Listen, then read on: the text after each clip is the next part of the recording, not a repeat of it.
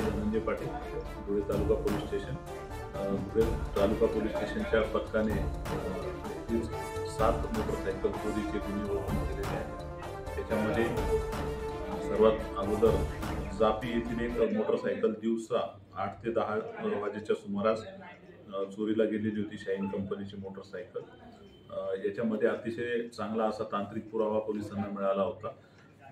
विशेष म्हणजे CCTV footage याच्यामध्ये चांगलं मिळालं होतं.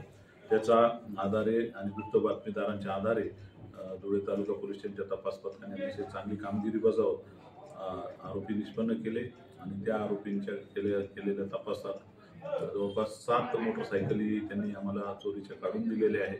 यामध्ये आतापर्यंत 3 गुन्हे ओपन झालेले आहेत. एक धुळे तालुक्याचा आहे, एक मोहाडी आणि एक अमळनेर पोलीस स्टेशनचा आहे. आणि इतरही ज्या 4 मोटरसायकली आहेत त्यांच्याबाबत आमचा अधिक तपास चालू आहे.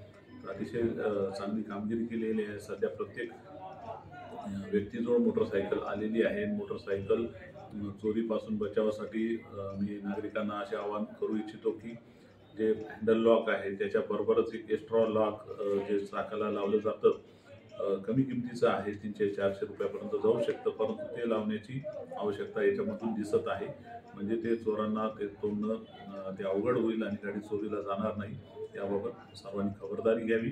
दुसरा मुद्दा अजून एक, गाडीचे इन्शुरन्स हे दरवर्षी रिन्यू केले पाहिजे, किंवा एकाच वेळी 5 वर्षापर्यंतचा इन्शुरन्स तरी विकत घेतला पाहिजे.